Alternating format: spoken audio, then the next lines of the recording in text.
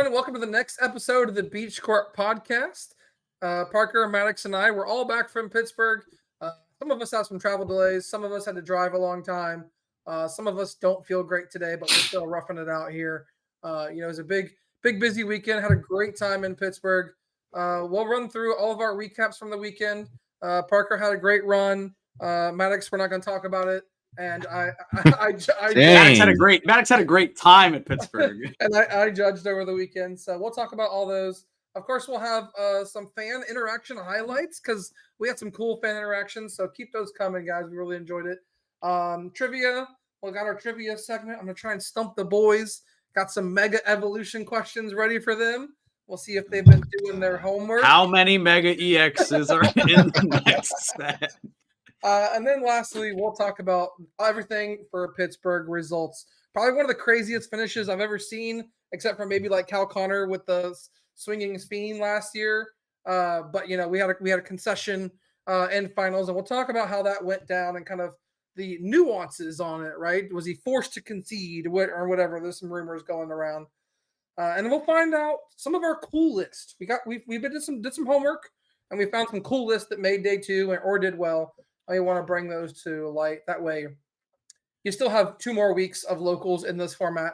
So you might have a cup or a challenge. You want to take a fun deck too. So we'll highlight some of those. But anyways, that was a long intro. I'm winded. Maddox, take it away. Yeah, real quick before we go any further, just wanted to say from all of us at the Beach Court Podcast that we believe that Pokemon is a place for everyone and that everyone deserves the right to enjoy the game and feel safe doing so.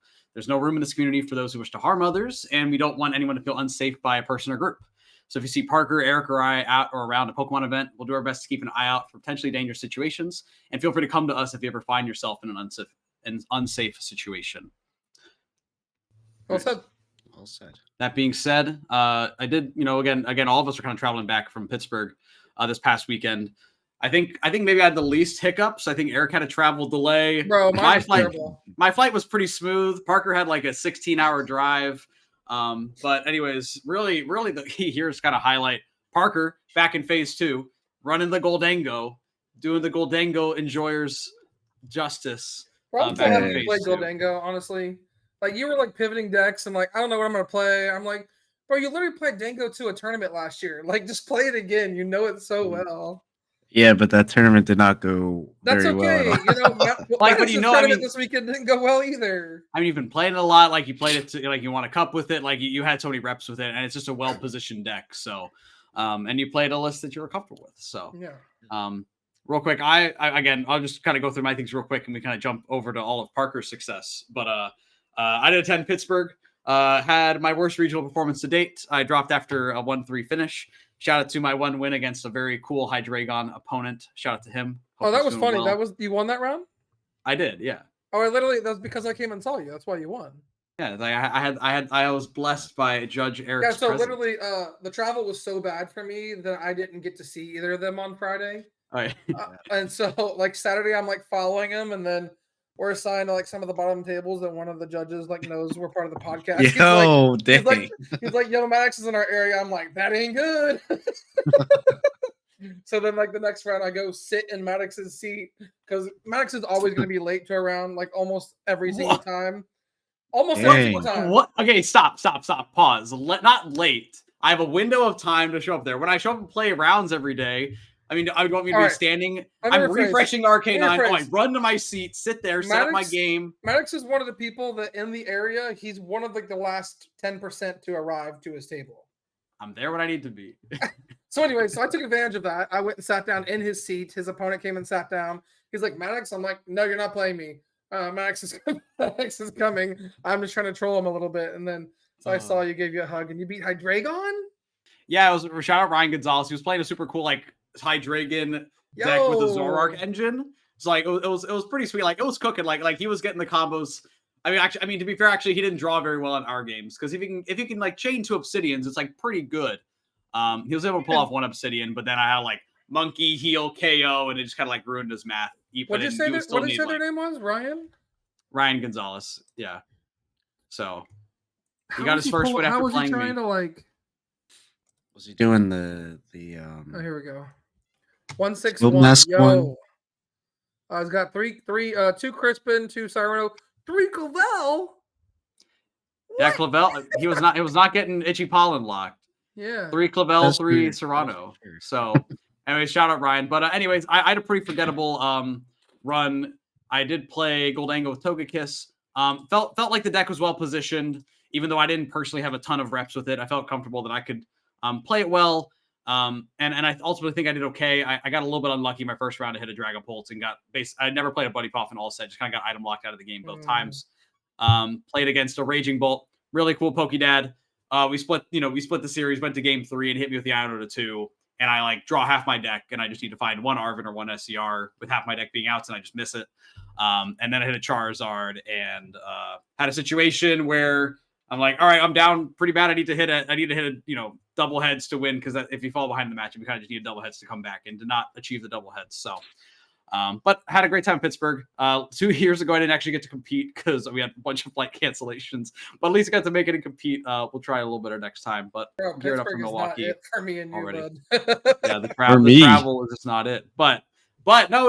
Now Pittsburgh is changed for you, Parker. So yeah, we'll get to you. And actually, I guess sorry, real quick, I do want to shout out Luke real quick. And Luke's one of our Spotify listeners. Anyone who is a longtime listener to the podcast, he's the Sinistra guy who did well in that, like got like top 16 in the online tournament with Sinistra. So got to catch up with him. He was nearby my table at the end of round 3. He played Hydreigon. First regional, made it all the way to the win and almost got there. He was playing Goldango with Scizor, so I'm a big enjoyer of that. So shout out Luke. And actually he's gonna be a dad pretty soon. So hey, congrats, Luke. Hey. So it's a blessing and a curse, but it's more of a blessing than it is a curse. Yeah, so shout out Luke and also Matt. Got to run into Matt at the airport right on the way back to Orlando, and just so many other folks that kind of came up and said hi and chatted. Love seeing y'all, love talking Pokemon, love hearing how you're doing. Awesome. Shout out to everyone I talked to. Yeah, but we got to talk about the highest placing Parker in the tournament. 270th place. That's probably like 3 there. No. I mean, I wasn't even the highest placing Maddox. There was someone else ahead of me. There were 6 Parkers, and you beat them all. Come on, bro. Yeah, Parker. Yeah. Oh, yeehaw. All right, bro. Tell us kind of how it feels. How'd you end up on Dango, and give us some highlights of your tournament. So I like Dango. It's a deck that like is pretty basic with the strategy. So like there is a lot of sequencing and a lot of things you can do to increase your chances of drawing the cards you need, but it kind of is like a draw the cards you need deck sort of thing, which I think it is well positioned. Like obviously like Jelly Guardy is terrifying because you basically never get to play items the whole game. But like outside of that, I felt pretty comfortable in basically every other matchup that I tested, which I didn't test against 2 of my day 2 matchups, but I don't think I could have played any better or changed the outcome of those games, unfortunately. But yeah. So I played Matthew, friend of the podcast, round 1. Yeah, round 1. Like I tweeted at like 7:50 or something. I was like, they're not going to start the tournament with half the people outside, are they? Because I parked my car at like 7:31 and the door was like right there, and this lady was like, the back of the line's that way. So I was like, okay, I'll just go to the back of the line, and I just kept walking and walking until it was all the way at the end, and it snaked around. I was like, yo, what is going on? But yeah, after that long delay, I played. I don't know what you're talking about. I had no line issues at 6 o'clock. Yeah, you got there like before the chickens were up. Yeah, I played Zard round 1. Didn't really get set up game 1. Took that series round 2. Played against Dragapult Dusknoir. He had like an insane like last turn where like if he could have like double Dusknoired me, he had it. But talking to the mic, brother. Yeah, sorry, but he didn't, or he couldn't, and I was able to take both games. Then round 3, I was the buy for my opponent. I went gimme minor errand running, and he went Ultra Ball for Dusknor, Rare Candy, kill it. And then went first the next game. I got a Goldango and nothing else. And he went Rare Candy, Charizard, Dusknor or Dusclops, and knock it out. And I was Bro, like, you all lost the right, sick. Gouging Fire Charizard. I did. What? Well, he played one of the Shout out baby Tyler Martin. fires. And he's Yeah, got he was Water yeah, Fun. he was playing quite the deck. That's quite. But This deck's wild. I didn't even get to see the deck because it was literally like 4 You got turns for the cooked too entire much. series. Yeah. Bro, shout out Tyler getting the round 3 bye at 2-0. Literally. I mean, Tyler went 8-4-2 with this. Yeah, this no, kinda he cooks. he, Yeah, he he cooked, was yeah. he was definitely up there for a while. Yeah, I mean, but finished su- 241st. Yeah, super nice guy. Yeah. Yo, shout out Tyler. What you're talking about all this Guardy you're prepped for and about fearing Guardy Jelly, and then you still hit 2 before the end of day 1. I mean, how did those go? I mean, So I played round 5. I played Malachi. He was really good. He got like a slow start game 1, but he actually came back to where he needed like one more item lock basically to like win it, but he had already exhausted both the rod and both stretchers. So I got that one, and then we went to game 3, and he was like, "Do you want a gentleman's?" I was like, "No," because like you're playing Guardy, like we're never gonna agree on a board state. There's like always a way you could come back, kind of thing. Yeah. And he was like, "Okay," but I should have taken it because he bricked, and I was up 2-6 with like no damage on board, and I was like, "Well, I guess we tie." Bro, you got +3 turns. It's fine. +1. +1. +1. I was like, I could maybe win it in 3, and he was like, "Do you want to play it out?" I was like, we can, but like I don't want to like put you in that scenario where I said no to the gentleman's. Like, now you have to. Like, Yeah, that's fair. I just Yeah. felt like weird about that. Yeah, it's always a weird spot when like, I mean, if you can agree to prizes, then it's pretty objective. But if it's like a Right, prize yeah. race, then you have a pretty like clear advantage. Yeah. Because he's gonna say like, "Oh, well, I like stick you here," and you're like, It's "No, I counter find picture, an boss." item block, Like, yeah, yeah. it's like I find boss, and it's like maybe you do, maybe you don't type of thing. Yeah. What's crazy? I know we didn't talk about your round 4, but your round 4 opponent finished like 35th.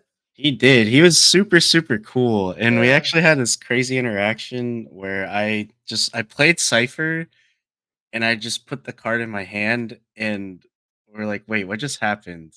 So we called the judge over and was like, here's what I did. I played Cypher. I grabbed this vessel. I didn't even grab the second card. And Bro played yeah, Arvin. So- yeah, and then he's like, okay, so like I have 2 Goldangos I could draw, like one was in the active. He's like, okay, so the judge just rolled it back to where I just put the card back, pick 2 cards, like just basically just reset the entire Okay. action. Yeah, And I didn't get a penalty for it. that's nice of him. Yeah.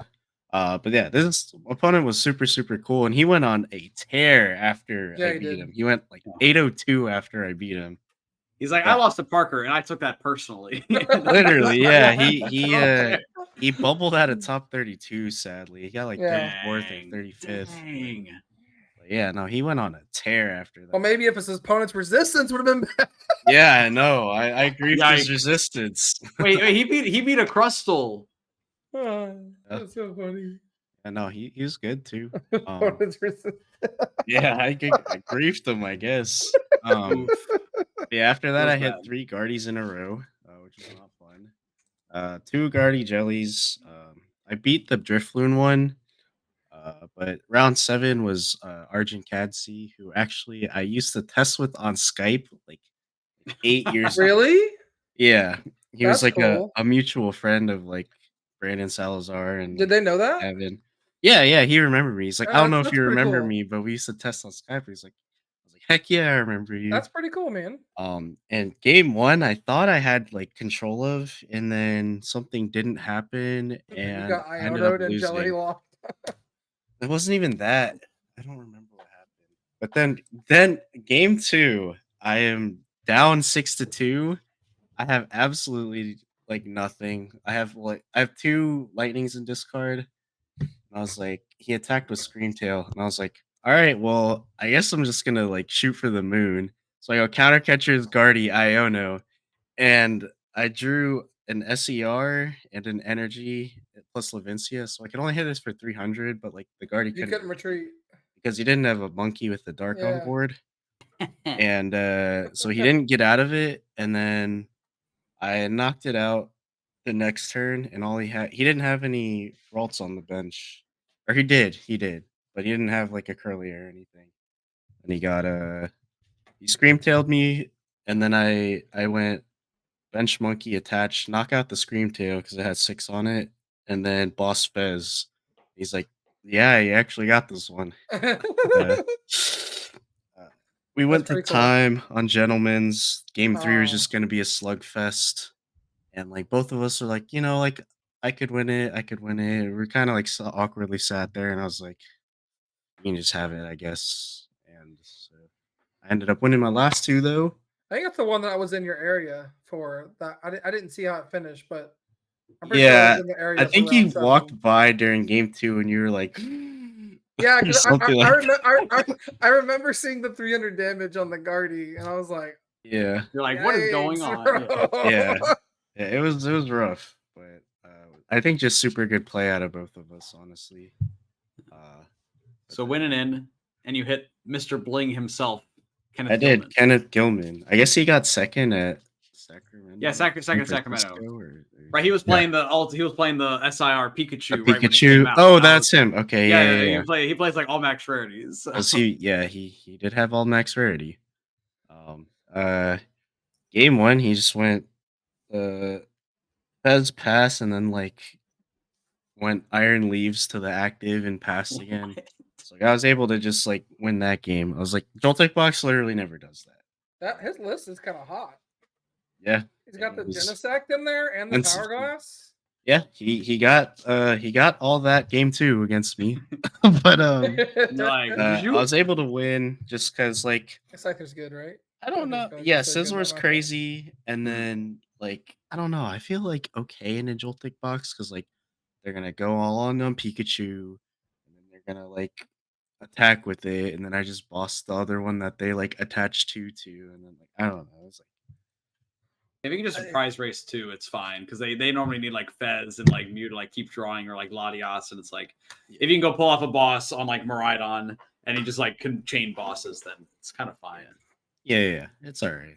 It's definitely like not the Sizzler makes it like definitely more winnable. Oh yeah, then they have to boss every turn. Yeah, But yeah, but then instead of celebrating, I had to play round 9 because the new rules. So I sat across from Bolt. I was like, I'm comfortable with this matchup. Game 1 just never put a 2 prizer in play, and then after he took the knockout and had Bolt and Steel Mask on the bench, I was just like, all right, Genesect for 2, bench Fez, boss KO, and then it's just over from there basically. And then, GG's. Yeah. So you're heading day 2 at 6-2-1. How you feeling like that night? Like how you feeling about the day? How you feel about your chances like tomorrow? You probably got to win them all to have a chance. Yeah. I was hyped. I barely slept. Like I think I fell asleep first at probably 1:30, and then I woke up at like 2:30, and just like I don't know why I was like ridiculously thirsty, so I kept chugging water, and then I chugged the water and I have to go pee it out, and I was like I just couldn't get more than like an hour of sleep at a time. Did you have like nervous like jitters, like you're excited about it, or it was just like I did feel excitement, but I think it was mostly just like my bladder. Dang, bro, you're so old. Yeah, I am. You see this hairline? Pokey Dad crew, let's go. Yeah. My excitement quickly was taken away though. Round 10, when I got in such a good board state against this Joltik box. I was attacking with Munkidori, but I was like go boss on the thing with energy and Munkidori. So I had Okay. 2 Pikachus with 60, and his Iron Hands was confused in the active, but I prized Vessel, Sizzler, and E-Search Pro. So I literally just couldn't kill anything. like I was like I have to just draw like 2 more energies basically, and I didn't see Cypher or Yeah. whatever. So I eventually just lost, and then game 2, I did my deck search. I was like, oh, my purple card's not there again, and Pink card. or Pink. pink, It's yeah, pink, pink. not purple. All right, it's pink, and he got like a weaker start, and I definitely could have won if I could have just like Arvin for the thing in the Yeah. packets, but Yeah. yeah, Well, you win some, you lose some. You know, you're still okay. You can make some Yeah. money, and then Yeah, you so hit I was At like- least you didn't. Yeah. yeah. So I was like, all right, shrug it off. We got this next round. And I was like telling my opponent, he's like, oh, I just prized Easter Pro both games last round. He's like, oh, that sucks. I'm also playing your worst matchup. And I he was told like, you that. yeah. I was like, Oh no. Flareon? And he's like, no, I'm playing Typhlosion. I was like, oh, that is my worst matchup. So I actually chose to go first. I took the first knockout with Munkidori. He knocked it out, and then like I went like Scizor knockout, and then I went like Gust again, Baby Dingo knockout. Like I really tried. I got down to like 1 or 2 prizes both games, but it's literally just unwinnable. Yeah, that's okay. Yeah. So I was like, oh, I was kind of bummed. And then I hit a Max, who's another podcast listener. Nice, Uh, nice. He didn't know if it was me. He was like, "Are you on the Beach Court podcast?" I was like, "Yeah." He's like, "Oh, okay." So I listen to it, but I don't watch it. So I had no idea what you looked like. Well, Max, if you're listening, I need you to hop over to YouTube and subscribe and watch, brother. Heck yeah. Wait, we how do did- you know? Wait, were you using the mat, or did you have or like? No, he just recognized the name. Oh, I I recognize guess it. he Oh, just okay. recognized my name. Yeah, Or he's like, he heard your voice, and he's like, wait, I know this voice. I know this voice. I fall Bro's asleep to name this. famous, dude. I don't know, but we had a really good series. It came down to like a very like attrition game 2, where it was basically just who drew boss first, and I had 3 bosses. He had 1, and I draw more cards than him, so I drew Was the it boss first. Owl Bolt or no owls? It was Owl Bolts. Basically what happened was like I went The Badoo? Baby Dango knockout, and then he went. I don't exactly remember, but basically like we both had like 4. Yeah. And I just promoted Monkey with the energy attached, and he had prime catchered up my Scyther and killed it to Hmm. go to 4 prizes. So we're both just like sitting there until we drew boss, but I drew the boss first. Okay. Yeah, but I really well played in like fun series too. Then round 13 I hit Conk, and I vaguely knew what it did, but like I knew they like fan wrote him first, and then they just like. Oh, you didn't know what it did? No, I mean I knew what it did. You attached. What do you mean you don't know what every card in standard does? No. I You literally I have knew a what segment on this podcast. No. I mean I knew what it did, but I've played 0 games against it. I guess was They hit for 250 every turn with no energy. Oh, I know. And then they poison you and think you knock out with no fez. I'm aware. Okay. And Now you know.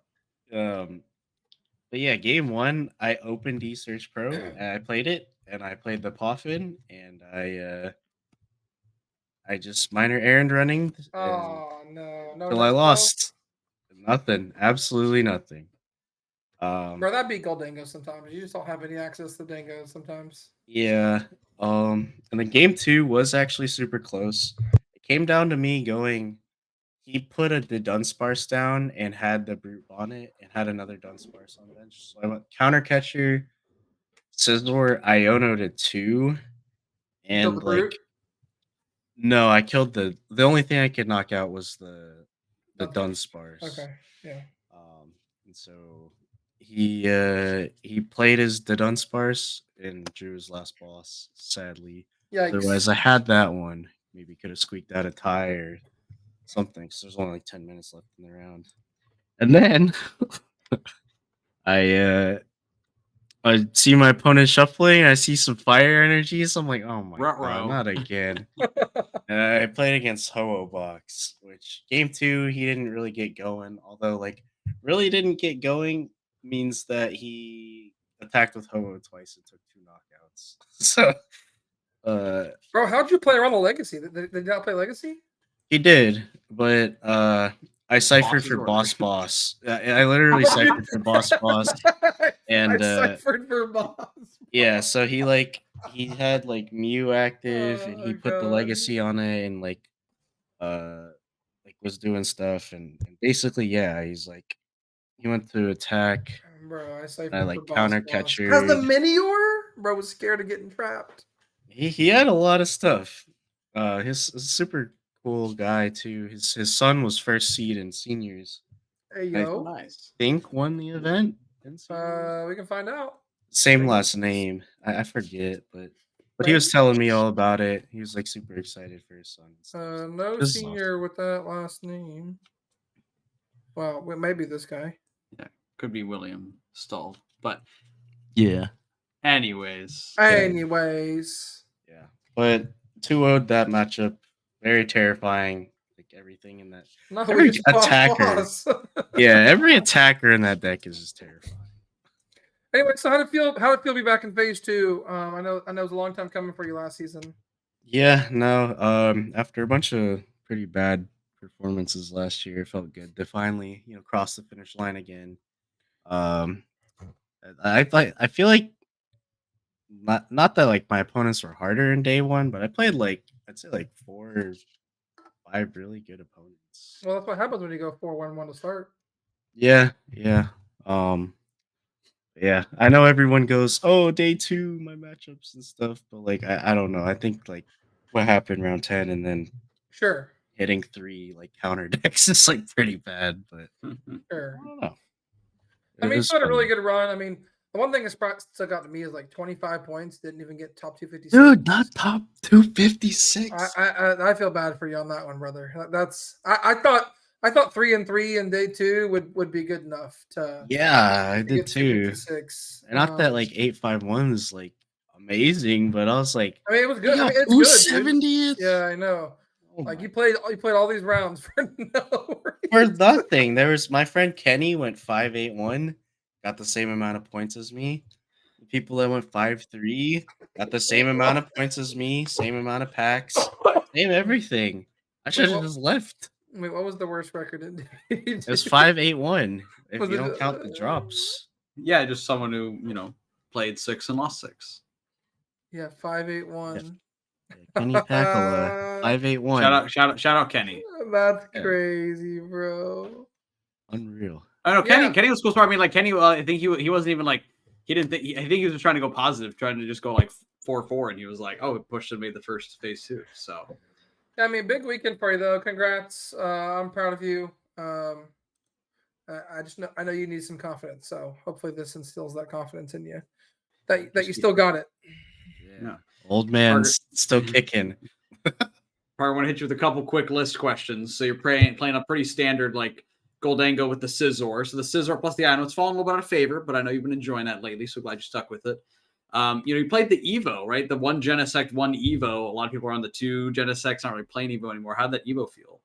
Fortunately, didn't hit any tear box. I know that really helps there. Yeah. It was kind of for that matchup. I was like, I could sneak like a better board state out of that deck because they're always going to attach to Water Pond turn 1. But it actually was like one of the better cards in the deck because like there are a lot of hands where I just like I could Arvin Poffin and grab a tool, and that was all I could do basically. And like I guess ordinarily I would go air balloon all the 50 HP gimme and call for family for Genesects, but now I could have just evoed with whoever's active, and it made a world of difference. I probably did it like over 5 times the whole weekend. It was just good. Solid. Yeah, especially like, you'd rather in those situations, you'd rather just have 2 Dangos in play on your bench than a Genesect sitting on your bench, basically. Exactly. So if you have a Dango in hand, right, then you can just go like draw 2, draw 1, all without like having to put the extra Genesect in play. Obviously, like, but and yeah, I think I'm glad that you had been cooking that. You and I had debated that in chats. I was more of a fan of the 2 Genesect, but you proved me wrong here. So yeah, good stuff. Picnic basket and tool scrapper, some of your tech choices. How did those feel? Picnic basket was basically a blank card the entire weekend. I mean, I you did, only hit one Dragon Ball, so yes. So I did use it once against Guardy, like on one random turn I wasn't item locked, Mhm. and it was pretty good at that moment. And then the one Dragon Ball I played against, like I didn't need a game two because I got Monkey early, so it was kind of just there to discard off Superior or the one Ultra Ball. But Scrapper, well, I didn't use it as much. It was good to kind of like put the threat because I did use it game one against Arjun, and he definitely like played around it very well game two, and then like it was a consideration like in the gentleman's like discussion in game three. It's like I could, if you go Scream Tail to kill the Fez, I could Scrapper, and like dude, like it was like a Mhm. thing, but otherwise not like a great card, I guess. Like if I was to run it back, I'd probably like run one extra turn one play, like a Brock scouting or something. Or like I don't Maybe know. like yeah. Petrol. Petrol. Petrol's good. Yeah, I mean, What do I what is got? it? Looking at your list, you had 3 Nest 1 Ultra. I mean, you could just go to 4th Ultra. Yeah, I could go to You play like an fourth Nest. Artisan. Yeah. Yeah, probably 4th Nest, probably like the next best bet. Yeah. Or like 3rd Cipher type of thing. Yeah. Well, cool. Parker, congrats on the run. Congrats on doing the Goldango Enjoyers right. Since Yay. I cannot. But again, that's kind of Parker and I's playing, but we have Eric, not as player competitor Eric, as judge Eric.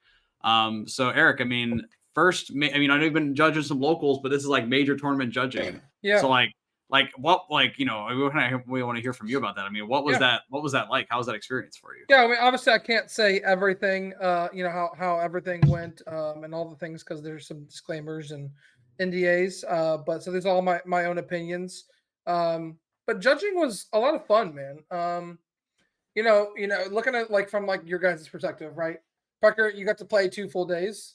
Max, you got to play 4 rounds, right? I was guaranteed like 1 full day of work. Yes, it was a very long day. Like I think we started at like 6:30. Didn't finish until 8:30 or 9. So you're on your feet a lot. Like that's definitely a thing that's like, is a little, sketch, but it's not that bad as long as you wear comfortable shoes and you're ready for it. You get plenty of breaks. You get, 15 minutes in the morning, 15 minutes in the afternoon, a lunch break. They take care of us. So had a really good time. It was just like, it was nice to kind of have puzzles all the time. And I really, like, I started off the day pretty slow. Yeah. Because like you have to get used to their processes, right? So every judge call, there is minimum of 3 people that are involved with every single judge call that involves a penalty. So if it involves a penalty, a head judge has to approve it. Another judge has to hear you deliver it, make sure they have right to appeal and all those things. Can get more people involved. So learning about those processes and how they work, really gives you a different perspective on the tournament for sure. Especially like when you look at, and we'll talk about, the ending with Liam Halliburton and the bond, but there's some things out there to say, hey, someone's forced to concede, or hey, why didn't they deck check before finals, right?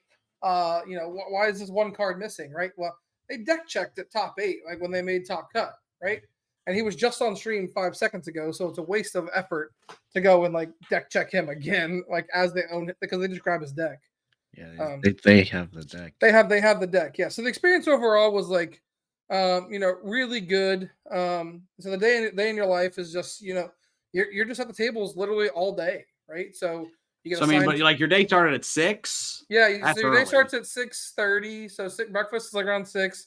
You clock in around 6:30. The first 2 hours are spent like getting acquainted with your team, because you're assigned to a team. They go over some announcements. You do a staff photo. All those things. And then the regional starts usually at 8:30.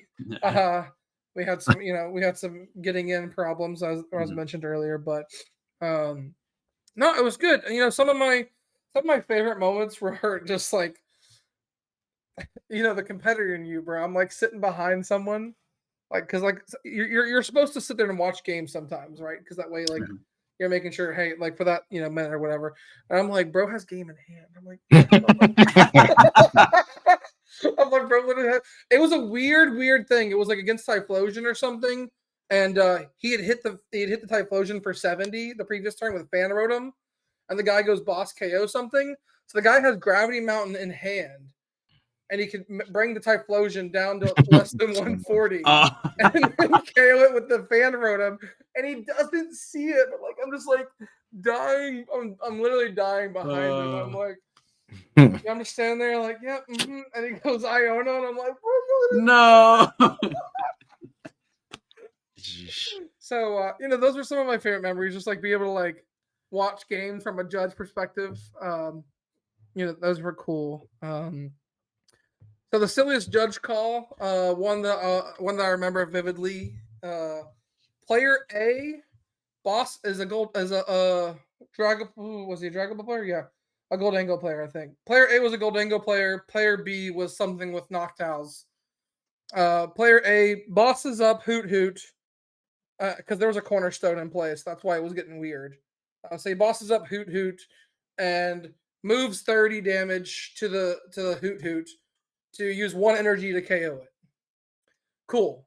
Take 1 prize. And because his Dango in the active was injured already, the Cornerstone comes up, takes knockout on Dango. Cornerstone guy takes 2 prizes. So then it's back to player A, the Goldango player, and they're doing some actions. And then they realize that this whole time there was no energy on Munkidori. So, so they realized that he could not have Adrenal Brain to take that KO. So he needed to take 2 energy to take that knockout.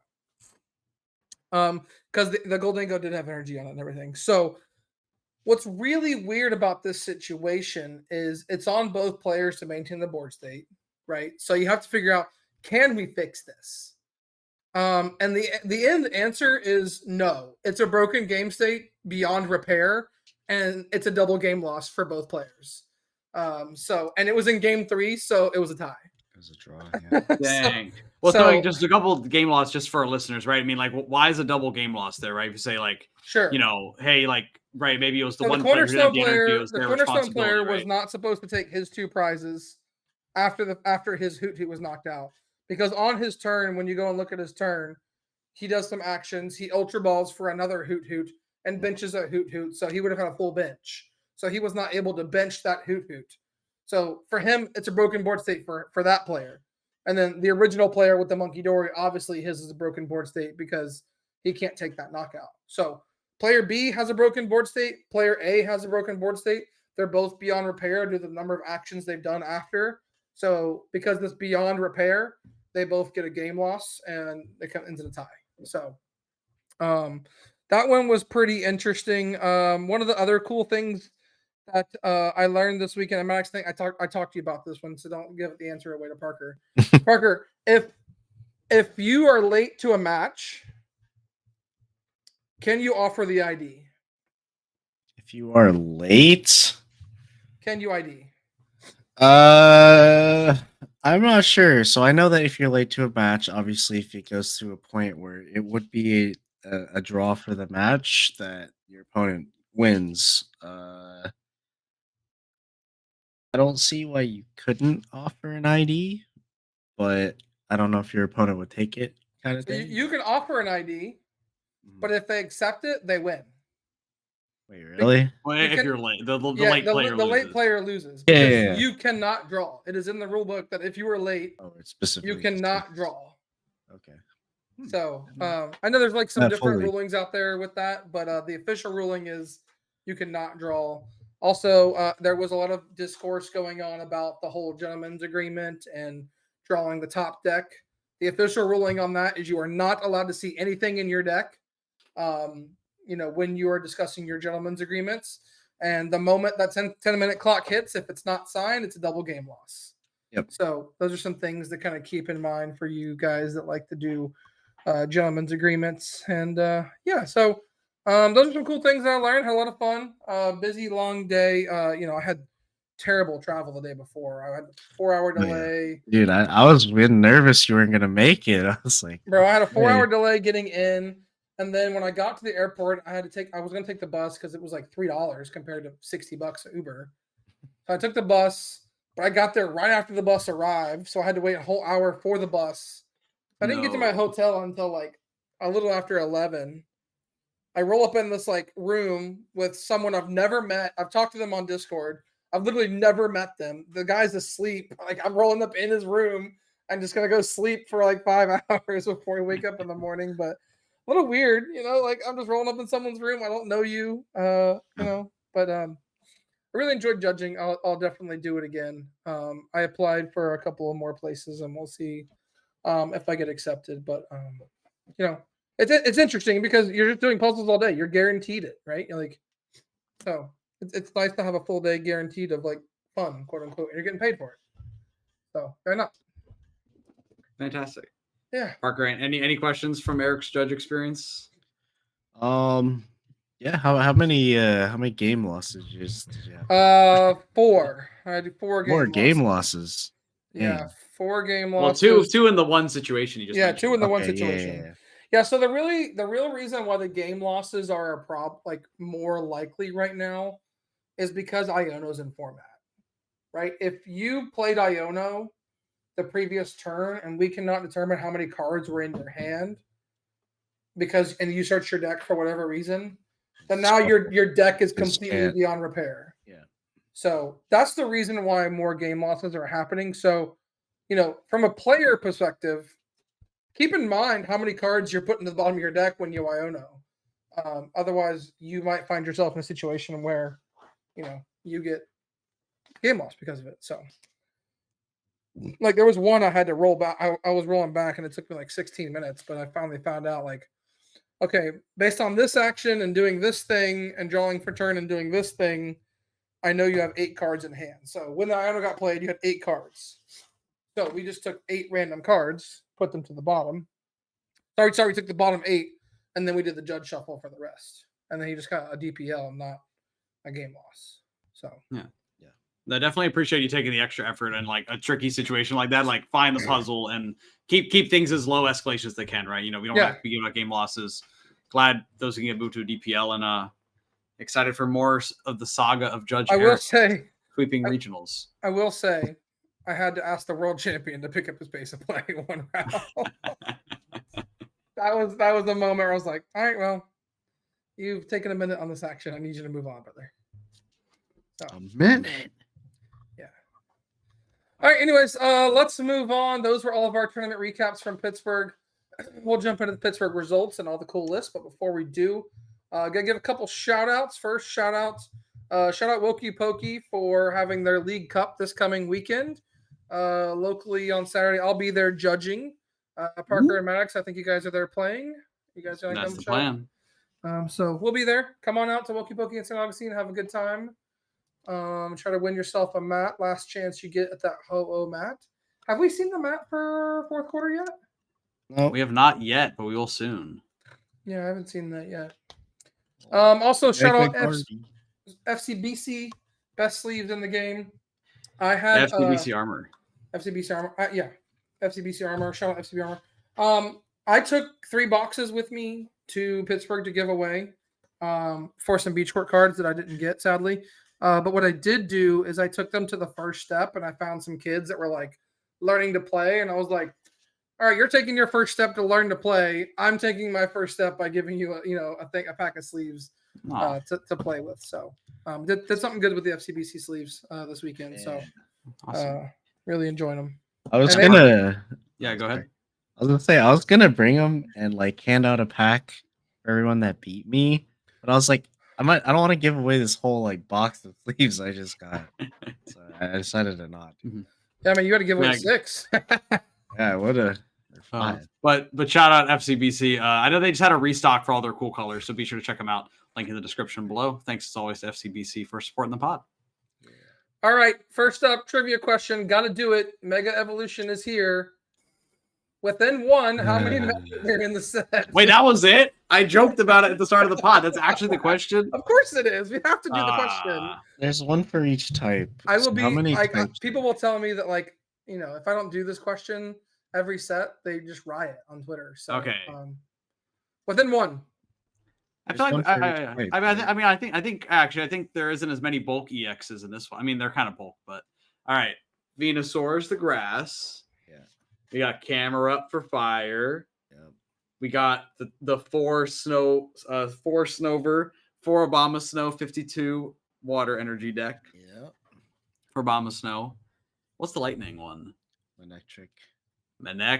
Yeah, return of Mega Manectric.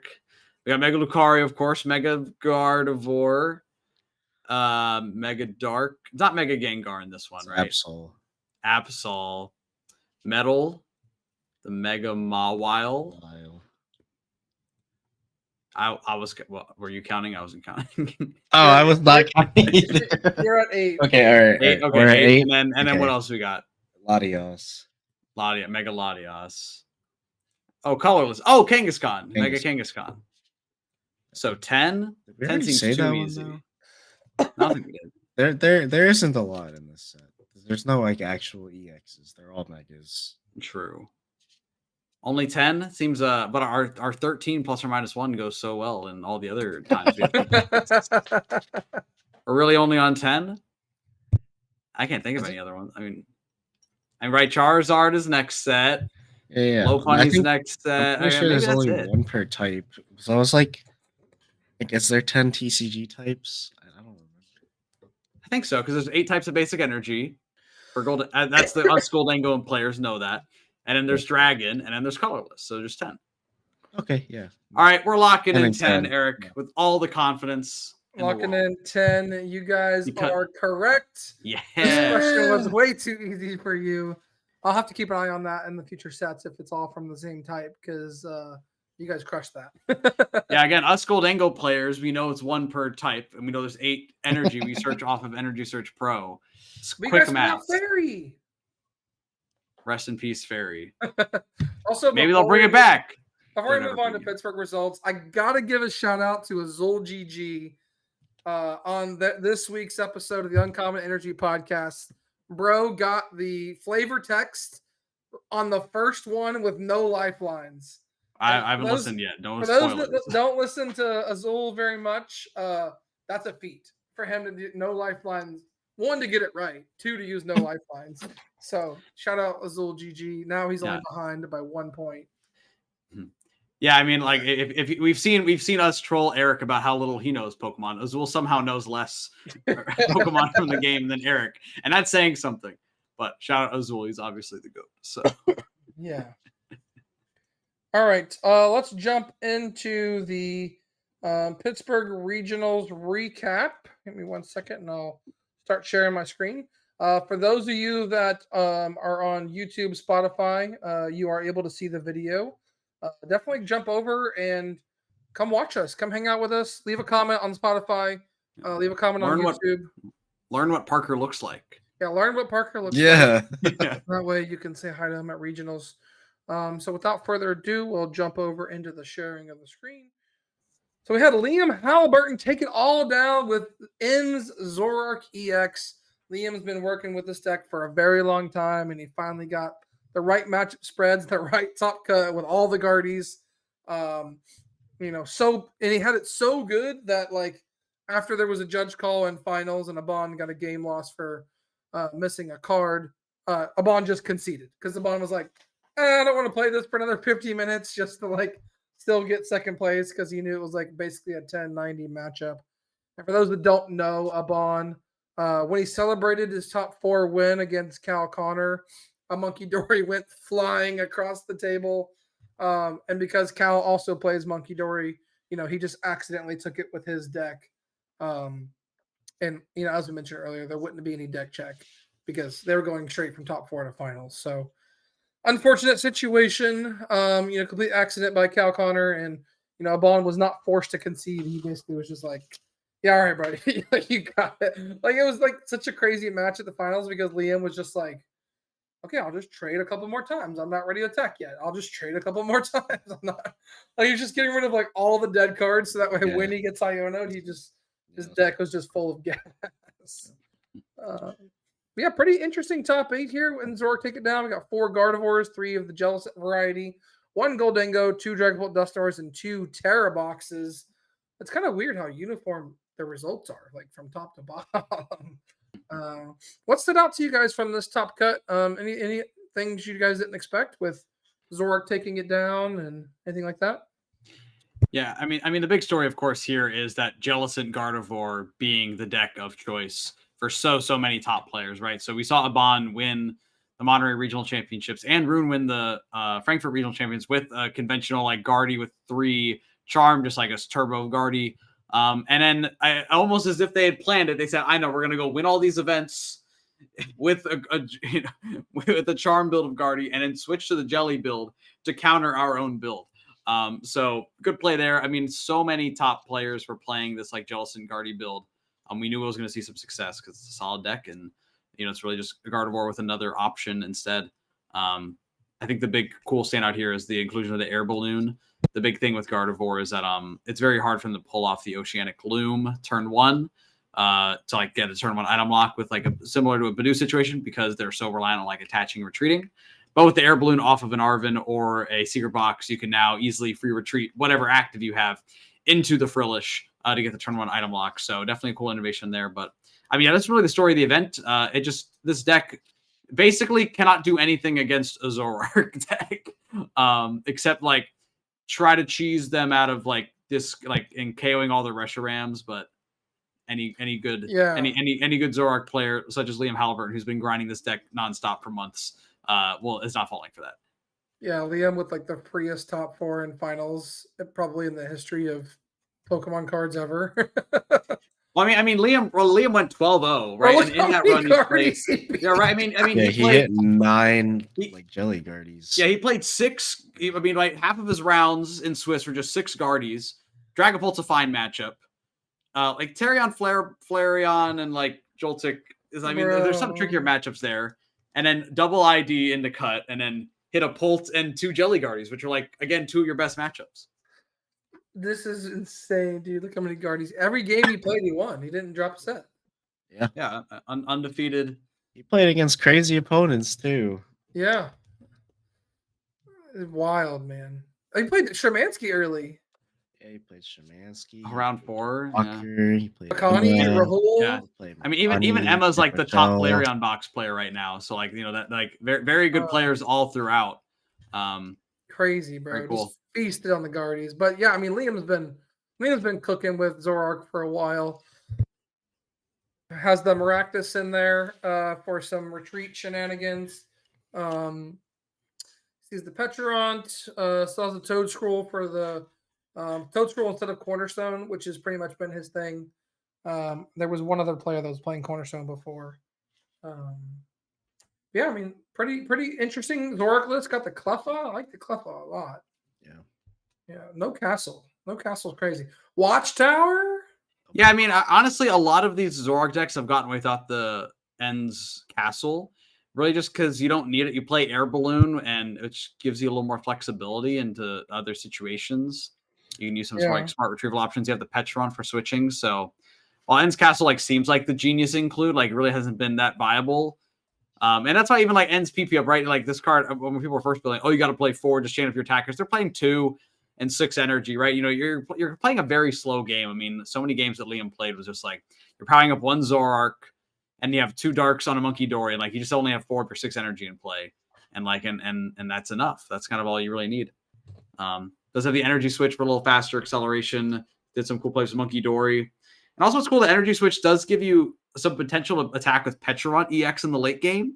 Yeah. Since you don't have a great, like, you're not playing Blood Moon as like a great, like, easy, efficient, like 240, 300 attacker, that Petront EX can kind of come and swing in late. So a very, very cool list to see. And Watchtower, obviously, just to help into the Terror Box and Raging Bolts.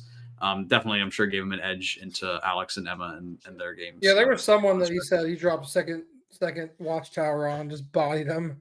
Oh, yeah, that was Emma, yeah. Yeah. Yeah, it's interesting to see. Anything else top 8 stand out to you? Got a couple of Terra boxes here. We got the one Goldengo. I think this is Goldengo 60 yeah. Maddox. Goldengo Togekiss. I did play basically the same 60. There was basically a one card. Kind of everyone was between like the fourth boss and second Levincia, or fourth boss or second Levincia. Destin opted for the second Levincia here.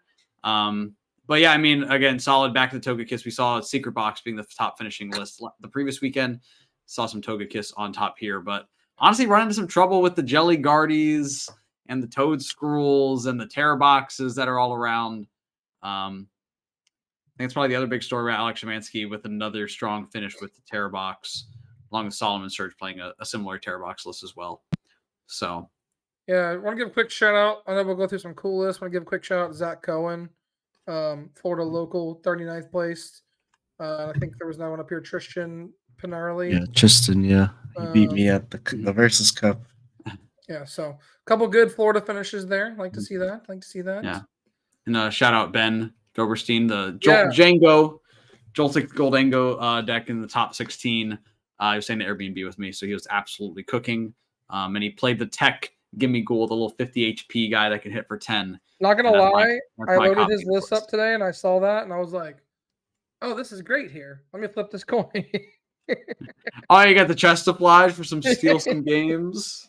Yeah. And also it's good into Pikachu. He said it came up once and it wasn't available, so it didn't matter. But shout out to him. And I mean, honestly, just a stacked stacked tournament, stacked finishes. A funny note is that Riley McKay finished 14th place and Justin Newdorf finished 15th place.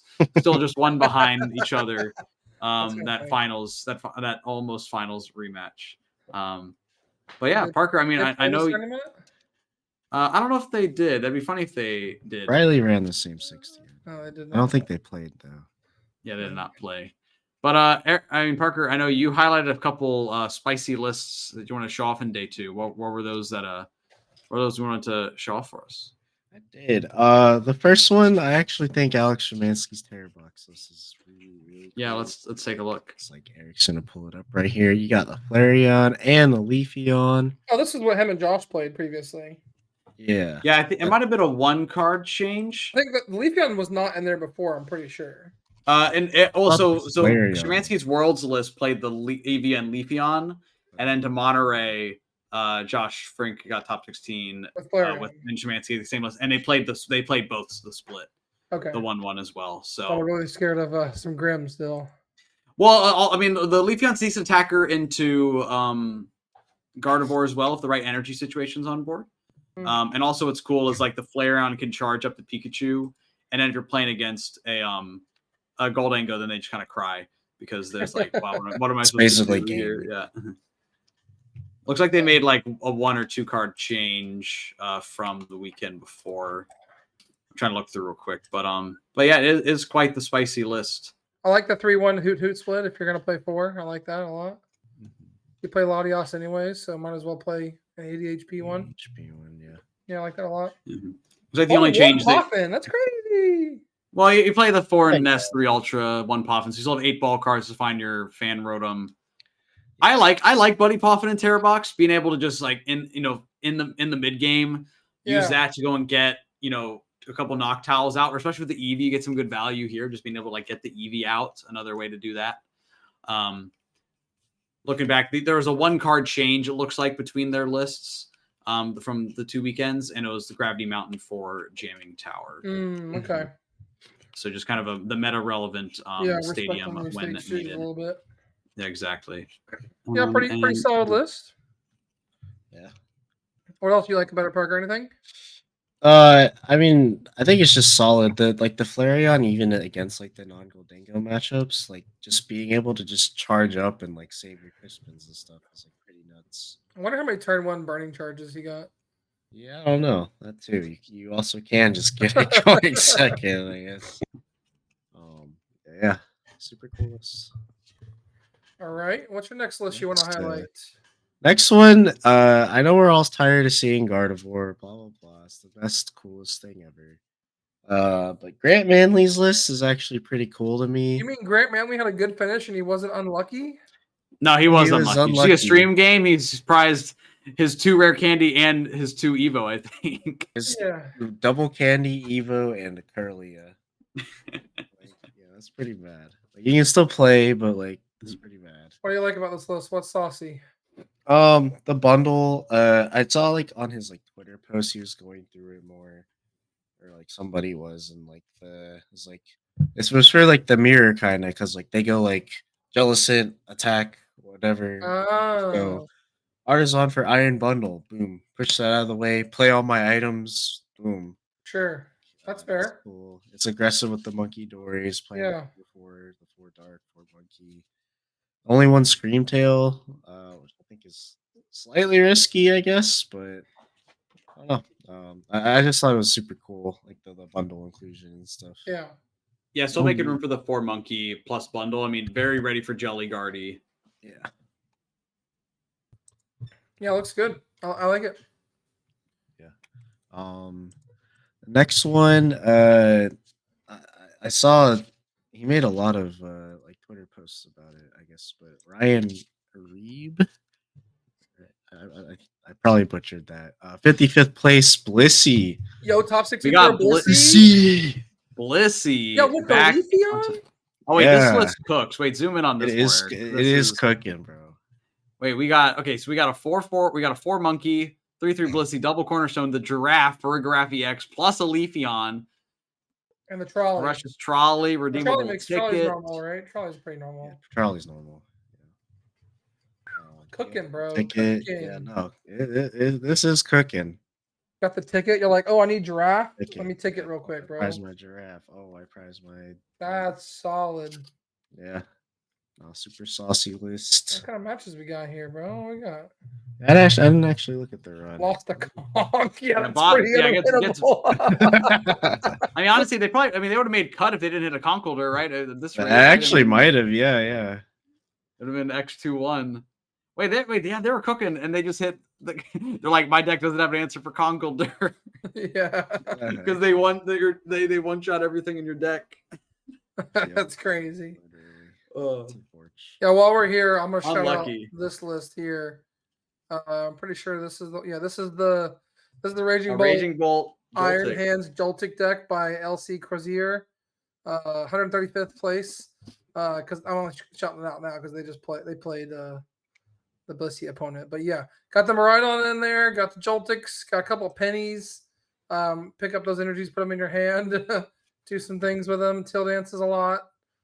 Yeah, this list is kind of cool, bro. This is the highest placing non-Owls Raging Bolt list from this weekend. What do you guys think about this version of Raging Bolt? Is Raging Bolt Joltik a thing? I don't see why not. I mean, like a year ago, absolutely not, because you were just hitting Bellowing Thunder for 500 on turn 1. Pokestop, Pokemon catcher, Pokegear. No, yeah. Now you can just your chances of attacking going second are fairly low, I think, for the most part. Yeah. Unless you go all in on it. But yeah, notably does not play the Baby Bolt. Notably. Yeah, I guess they're like, oh, I can just Iron Hands against Slugix. Yeah. I mean, it makes sense. I mean, it's another way to go faster into those decks, especially maybe if you're worried about like Shaman showing up as well, then being able to say, hey, I'm just going to go Amp for 2, right? And this is faster in theory than like a Baby Bolt. So maybe you gain a few percentage points into like that Dragon Bolt Dusknoir. Or able to say, hey, I just set up a Joltik and I just Amp. And then once you eventually have to deal with my Iron Hands, then that means you have 2 prizes in play. Now I just keep blowing you up with Bellowing Thunder.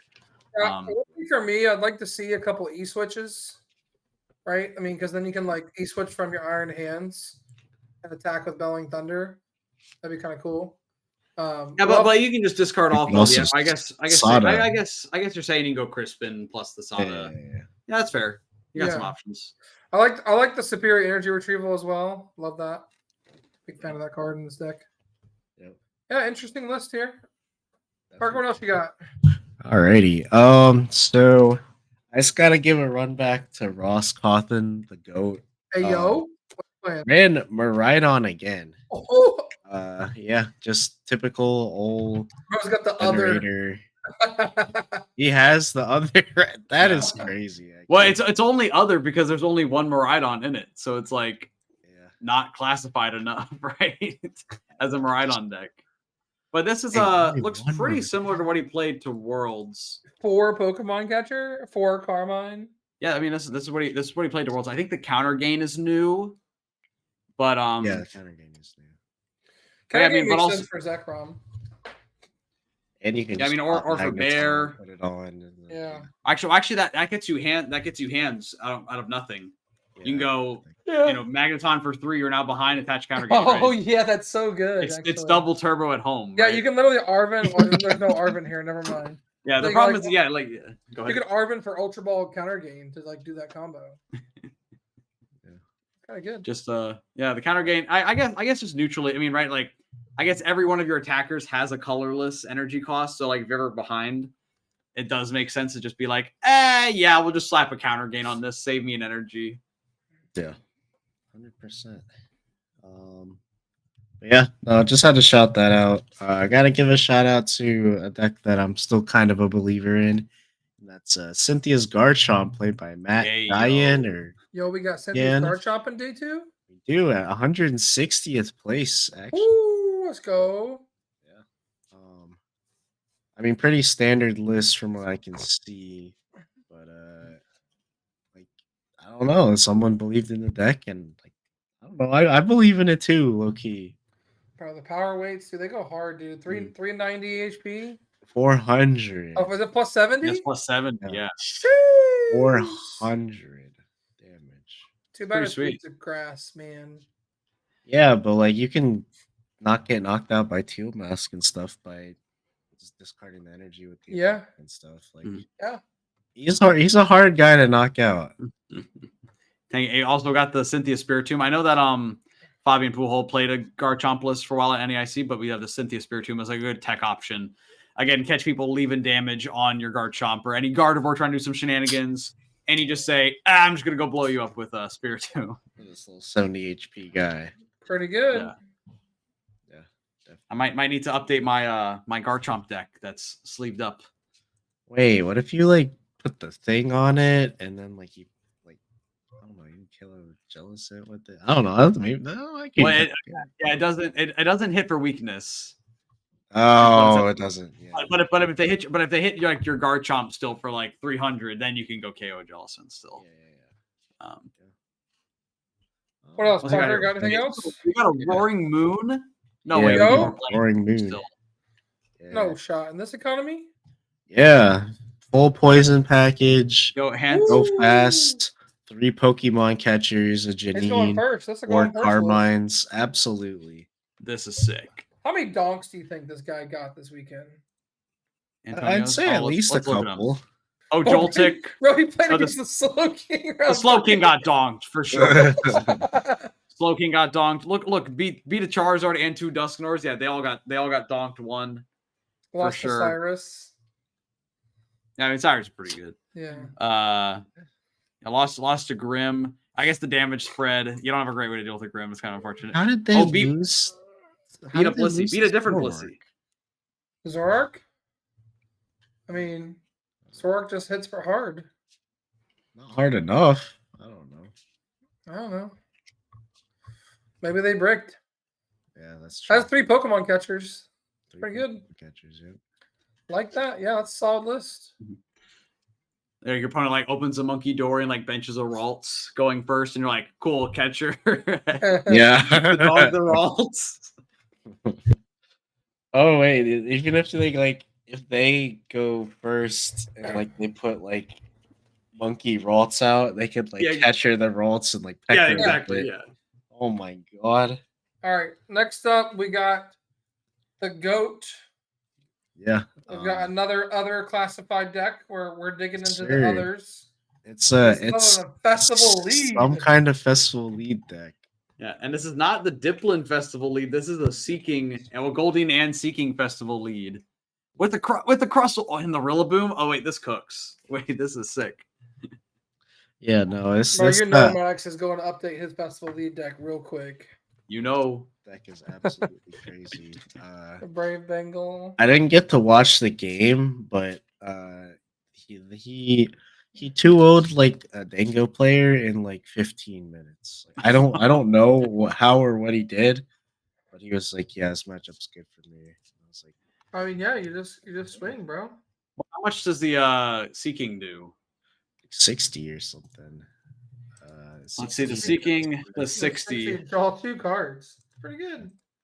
Any damage mods? Oh, we got Vitality Band. Oh, you can go. And we got Brave Bengal. Seeking, like turn 2. Like you go first, turn 2. You go Vitality Band, hit for 70, knockout, and then my something else. You hit 70. gosh! Like we got Wellspring at home, right? Like you just go KO 270. That's pretty good. Yeah, golden. Yeah, actually, wait, that's kind of sauce. That's kind of sauce. Crazy, yeah. Play this for the challenge tomorrow. You won't. I mean, anything's possible. All right. I think next up we got a couple of Hopzation lists. Yes, sir. That's a guy that I didn't expect to see on the charts here. I didn't expect to see the dog with the sword in its mouth. But We got Montesier Smith, 414th. Yep. Hopzation. Yeah. 349, Jeffrey Holt. The 414th one. He plays a lot of energies. Well, that is a lot. Yeah, 13 energy. Yeah, and I was like, I remember when I played this deck, I think I played like 3 darks and a jet energy or something like that. But like, That's a lot. Yeah, that's a lot. Well, he's playing Crispin, Crispins, yeah, and research, and your only recovery is 1 stretcher. So I guess it's like you want to be able to research and like still have energy in the deck to Crispin next time. Bro, everything in his deck can attack. We're Elon Blade. Yeah. Literally, the Latios can use its attack, and the Zacian can't use its second attack. Like Latios can attack more than the Zacian. I don't know. I looked at this one for a long time and I couldn't really figure it out. Yeah, so fun list though. And then the other one was what 414. That was the 414 one. Oh, the other one's 349. 349. Okay, 349. Jeffrey Fleet. Big weekend for Hopzations enjoyers. I just For gotta real say. though. Absolutely. You're the Valiant and the Bomb. Yeah. And like trolley. Yeah, so like this one I looked at and I was like, this like makes sense. This is like you got the bomb, you got the Valiants and all the switches and the jet energies, and this plays Prism. So like there could be a time where you wall a deck with Iron Bundle, or there could be a time where you Mind Bend. Like I don't know. It was like this one like kind of made more sense to me. Yeah, love to see it. Only 1 monkey. I mean, a little bit of a less commitment to the monkey than the other deck had. Oh, we're just trying to Iron Valiant KO 2 things turn 2, man. I mean, hey, it's pretty good. Got 4 switch, 2 air balloon, 4 jet. Yep. So sad, right? Like future booster capsules, float stone plus muscle band together, and we're still playing air balloon over it. Right? That's crazy. That's how good air balloon is. It really just is good. All right, I think the last list we have to show off is none other than the fish himself, Christopher Calfat with Palafin. Yo, let's go. Yo, Palafin is here. Palafin Zorark. Ooh. With Toad Scroll, the Morpeko. All right. Remember Morpeko just because they're free retreat. Yeah. Well, it's a retreater that you can search for with Spike Myth Gym. So if you play against a Grim Snarl, thanks for the free Morpeko. Because there's a regular Morpeko that's 70 HP with free retreat, but this one's Marty's, so you can search for it off the stadium. Bro, this is the only person in the whole tournament, I swear, in the whole tournament, that's getting use from the regional stamp surfer. The surfer. Yes, I mean, hey, sir. Switch. It's like pretty good. Draw some cards. Literally the only person. Birdkeeper at home. Birdkeeper at home. A card. I miss Birdkeeper, bro. Birdkeeper was my jam. Too, yeah. But yeah, I mean, I honestly love to see this list. I mean, Zorark to give you a little more draw engine, and plus that can be your free pivot, right? You're playing the air balloons anyways, so you can go Petron up your Zorark EX, retreat it back. Pretty cool to see. And Palafin's always been a pet deck I've enjoyed, so cool to see with a nice making a phase 2 finish here. So shout out to Chris on that one. All right, any other lists you guys want to call out? that was kind of it for me. I didn't go through every So- single list. There's way too We many. got a walls. We've got a walls in top 64. Scroll up a little bit. I Yeah, saw that as you're scrolling through. It's like 57th or something. 50th. 50th. it is 50th. Walls are back. I don't Wow. think the deck's cool. With the cape, bro. You got the cape and the Sudowoodo. I did hear a little bit of buzz about Furgraph EX, so I'm not surprised to see that showing up. The Feebas split. Is that optimal? Must be. Well, the fish are just looking at each other, bro. Yeah. Honestly, that's a reason to play a split. To be like, yo, they're just like hanging out. Yeah, they're You just know- in the tank together. I love the Limitless Labs thing, but we gotta talk to Robin and we need the arts. I miss having like the arts. Yeah, Chrisman's Corner being able to compare those arts. Yeah. Yeah. So, I read I guess full we could probably Goldingos. still dig it through, right? I mean, if they still post the rosters on Arcanine, we could. Yeah, We but could that's go through it, but yeah. Labs is really good. I mean, so like last thing before we jump, I think before we wrap up, take a look at the meta game from the weekend. Dragapult, Dusknoir, Goldengo, Gardevoir, Raging Bolt, Goldengo, Joltik Box. So that's kind of our top decks there. Highest conversion rates, Dragapult, Dusknoir, pretty good. Goldengo, Joltik at 26%. That's pretty good. Jelly Guardy at 31% conversion. Ooh, that's pretty good. Yeah, we finally saw Gardevoir be the top deck, 15% when you include both the regular and jelly versions. Yeah. Straight Dango and Dragapult right behind it at like that 15. Goldengo, if you combine the Goldengo and Joltik Goldengo, then it still beat out Gardevoir, but pretty close. Yeah, this is with variant grouping off. No. Wait, the Palafin was the only one in the tournament. Yeah. 100% conversion. 100% conversion rate. That's Shout pretty out Christopher. Goated performance. That's pretty good. Yeah, one thing I want to call out before we wrap up is the time rules. We talked about the time rules kind of impacting the tournament a little bit, and I definitely heard some gripes and complaints about it, like feeling like pretty rough. But overall, our tie rate was 15%, which is pretty good, and down from like our usual like 16 to 18%. And I'm curious, how did it feel from you guys when you were playing and like the round timer turnaround? I think we only had one round that was pretty bad turnover, but everything else was like felt like it was flying. So I'm just curious from your take on the changes in tournament structure this year. Yeah.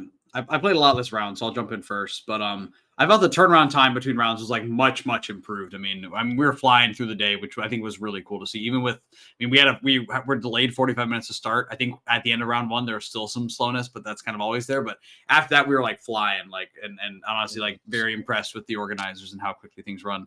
I didn't have any games that went to game 3 or had time pressure in game 3. So honestly, like the +1 change never really mattered for me. But Parker, I'm sure you hit some of those. So I mean, what do you think? You played a lot more Pokemon than me last week. So I did have the tie. Just going to game 3, Goldengo versus Gardevoir. I mean, that's something that like happened, or just like any deck versus Gardevoir, really. Yeah. So like I had one match that did end in a tie. I had the match against Arjun that we gentlemen agreed on. But for the most part, like it didn't affect me as much. Like it might affect me more in the future, but all of my games outside of those 2 Guardy series were decided in 2 games. So yeah, I either waxed my opponents or lost really badly. I mean, kind of, but not really. So all that to say, none of us really had much experience to speak Yeah. on. yeah, it was like, I mean, from my perspective, like it was pretty good. Like end of round, I wasn't seeing a lot of matches that were like still like in play. So like I think it was successful. The round turnaround was the best part. I mean, we played 9 rounds, and we were definitely out before 9 o'clock. So with an hour delay. yeah. So I think some of the stats I heard was that it was like 45 minutes faster than Frankfurt, even with the delay. That's So, awesome. Yeah, so pretty good turnaround. All right, well, that's going to do it for this week's episode of the Beach Court Podcast. Next week, I'll break down Mega Evolutions, break down the Champions League results and how it's going to impact our meta game as we head into Milwaukee. For those of you, just a reminder, When you start hearing this tomorrow when it comes out, TCG Live has Mega Evolutions online. So you can start practicing this weekend. Not legal locally for 2 more weeks at your Cups and Challenges. And there's a tournament online if you want to get some good practice this weekend, the Regional of Doom. You got that tournament online. It's really good regional practice. Or if you want to play in person, come on out to the Wokey Pokey locally and come play against us, and I'll give you a game loss. I'm just kidding. Hey, you're here for the podcast at Game Loss. Imagine. But yeah, that's going to do it for this week. And we'll see you guys next week. See ya.